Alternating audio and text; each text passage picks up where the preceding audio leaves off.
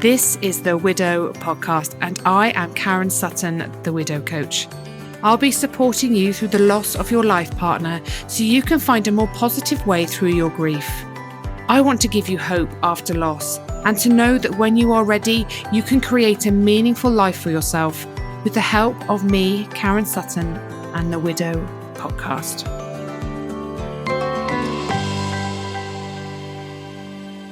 Hello and welcome back to another episode of the Widow Podcast.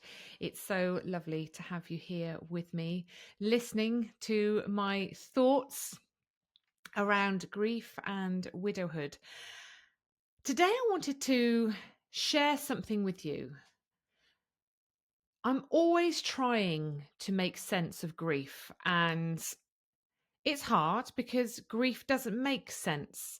It's not a linear process. It's not a step-by-step process. It's not a process that is the same for everyone. We all go through it in our own unique ways. And that's exactly how it should be.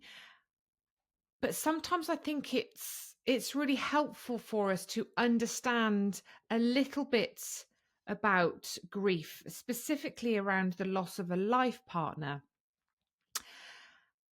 and how we are able to understand it a little better ourselves. Because I think if we're able to see it in a way that resonates with us, that does make sense, that we can connect with, it helps us on our healing journey. It helps us to understand a little bit more what it's about. And I think when we are able to create our own understanding around it, we are much more able to help those around us understand it because they don't, because we don't, because like I say, it's just so incredibly hard to make sense of. It's so incredibly hard to put it into words. And some people are brilliant at it. You know, you read the words of Donna Ashworth, and she has such a wonderful way with words. It's beautiful. I'm not quite that eloquent, and I'm not able to write in that way. My way is, I guess, simplistic, but in a way that makes sense for me. So I wanted to share some thoughts that I'd had over the summer. You know, I've been on holiday and you take a step back and you slow down and you have time to think, you have time to reflect. And as you know, I have come up to the 7 years of Simon dying, and I'm still trying to make sense of it, but I feel like I'm getting better at it. Obviously, it's what I do, it's what I study, it's what I learn about, it's who I spend a lot of my time with. So I do have a lot of insight into it. But it's still really quite hard to explain to somebody sometimes the enormity of the loss of a life partner. And for me, I think it is absolutely like being stripped bare. It's explaining to somebody that all the layers of life that surround you, that provide that comfort, that familiarity, they're pulled away. They're gone in a flash. And I think even if you know your person is going to die, now this wasn't my experience. Simon died suddenly. He literally dropped down dead. However, through a lot of my research, through working with people that have lost a life partner, through a long-term illness, knowing it's coming, very few feel prepared for that moment that that person leaves this earth. And when that happens, it's like you are left standing there, naked, raw, and incredibly vulnerable. And it's a feeling that's so hard to put into words. How do we explain that to somebody? That sense of exposure to so many different emotions, so many feelings and symptoms of a loss that is just so monumental. It is utterly terrifying. I have never known despair like it. It was just devastating, and it is devastating. And for many of us, this is uncharted territory. We haven't been there before. You may have lost others, and again, I guess I've been blessed in life in that I've lost people, grandparents in the natural way it happens in life as they get old. But Simon was my first big significant loss. And it's just so different to any other loss. And I've heard it from people before that have lost parents, good friends, family members. But, they've said losing a life partner is so different. Now, I'm not saying anything's better or worse. I never, ever want to compare losses. Each loss is a terrible loss. But each loss is a different type of loss, and losing a life partner is a very, very different type of loss. We find ourselves in a world where the rules have changed, a world that we just absolutely do not recognize anymore, a world where we don't have the capacity to care about the things that we used to care about. And that's hard. That's really hard to come to terms with. And for me, I think in many ways, it's like a rebirth. It's like you are being thrown into a place that you don't know, that you don't understand, much like when you are born. And the basics in life become our lifeline. Love, food, sleep. That's pretty much about all we can manage. That's all we need in those raw days after a loss. People bring food. Lasagna. There's a lot of lasagna. But that you know that this is what happens. People bring food. They wrap themselves around us, and we just need time. We need to slow down. And I say sleep, and I know that eludes a lot of us in grief. But even just rest, even it is just the slowing down. And we find that as time passes, there's a desire, a need for movement, because grief needs movement. And I think it guides us towards that in whatever way that might be for you. And we're drawn towards the healing power of nature, the oceans, the forests, the hills, the mountains, because they bring some kind of inner peace, a place of calmness, I think, away from the busyness and the expectation of the world around us. And for so many of us going through the loss of a life partner, being outside in nature in whichever way you need, some, walking, running, hiking, swimming, there's so many things, cycling, it becomes a part of our life, a necessary part of our grieving journey. And then in time, again, there's a place for play and joy, which is such a necessary part of our healing process. But we often deny ourselves these moments of happiness. And they are micro moments. I did the podcast on seeking glimmers, finding those little glimmers. They are the micro moments. They start off as that, but they do grow. But then we feel guilty for those moments. How can we allow ourselves to feel joy, to feel happy, to laugh when our person isn't here anymore? What does that mean? And I think it's really hard for us to invite that in. But like I say, it is so important to us in our healing journey. And as we do when we are born, it's a process of learning to walk again. And yes, we stumble and we fall along the way, much like toddlers do. But we don't give up. We get back up and we keep trying.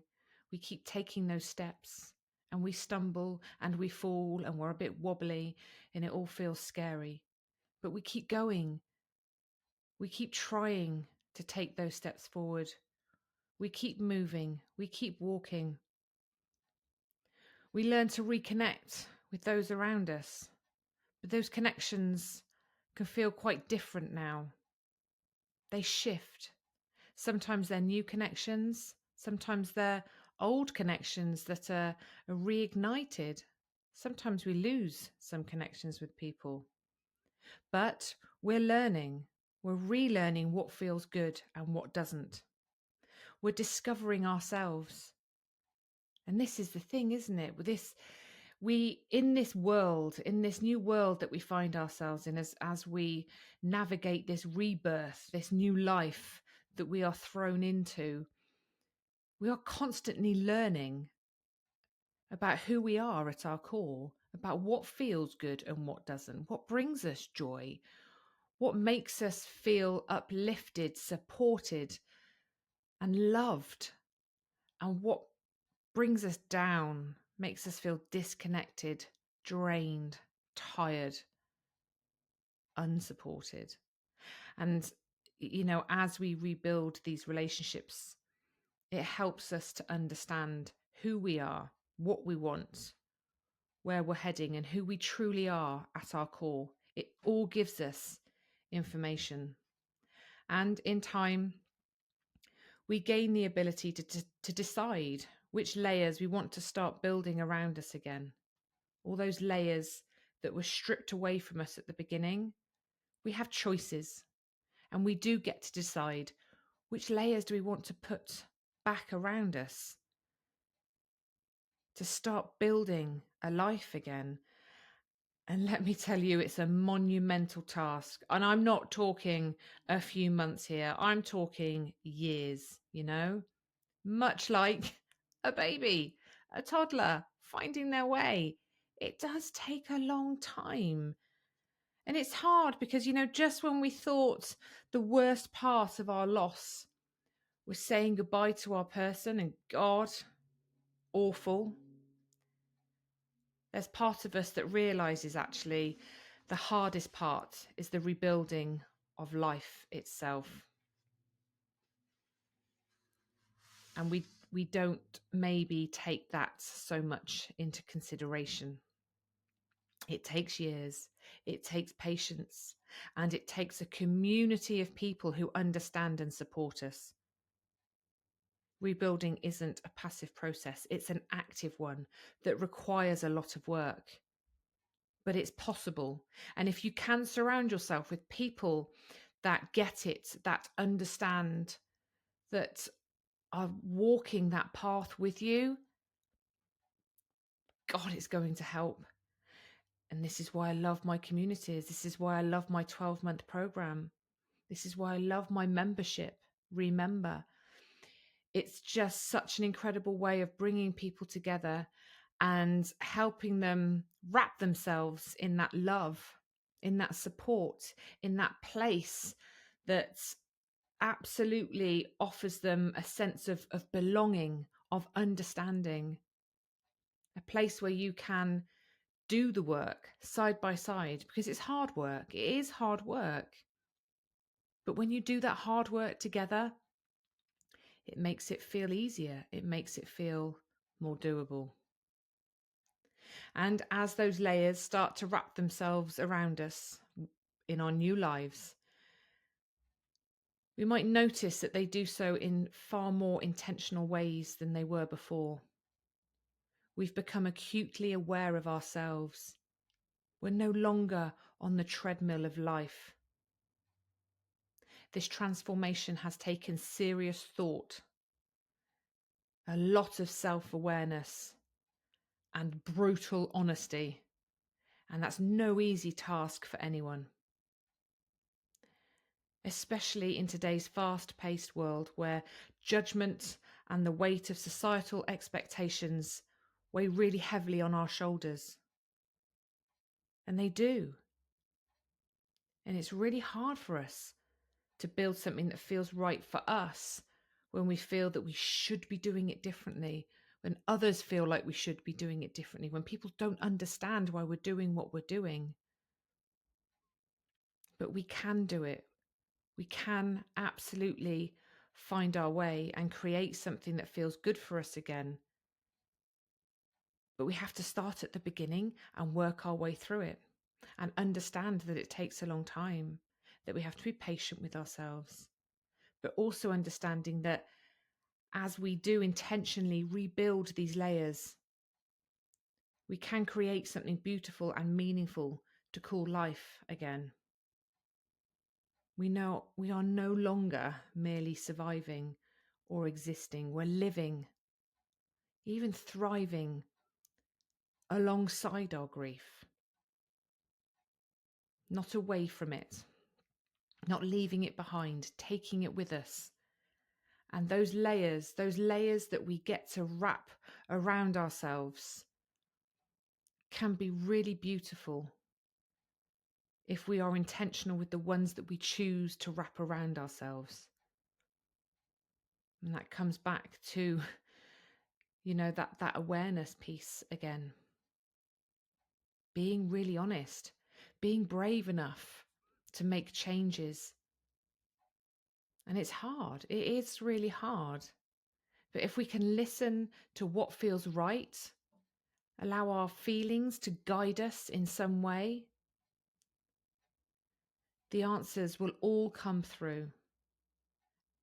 And you will lead with what feels good to you, and you will wrap yourselves with those layers that feel good. And as you keep building, as you keep inviting in those moments that feel good, spending time with people that support you, that lift you up, taking adventures that bring out your adventurous side, it can feel good again. Reach out, find a community, lean on your support system, and be patient with yourself. Rebuilding is a journey. Every single step counts. Even when you feel like they're a step backwards, they're not. You're always moving forward. Sometimes it feels a little easier than others. But I hope that by me sharing this, it helps you to understand actually how vulnerable we are in our grief, how exposed we are in our grief, and how the rebuilding of a life after loss takes a lot of time, takes a lot of love, takes a lot of thought, takes a lot of awareness, which is exactly why I do what I do, because I want to help you create that life. I want to help you understand yourself better. Create that awareness around you, who you are, what you want, why you think the way you do, why you behave the way you do. But we can't do it alone. We do need people to help us. And I hope that by me sharing what I've shared today, it will maybe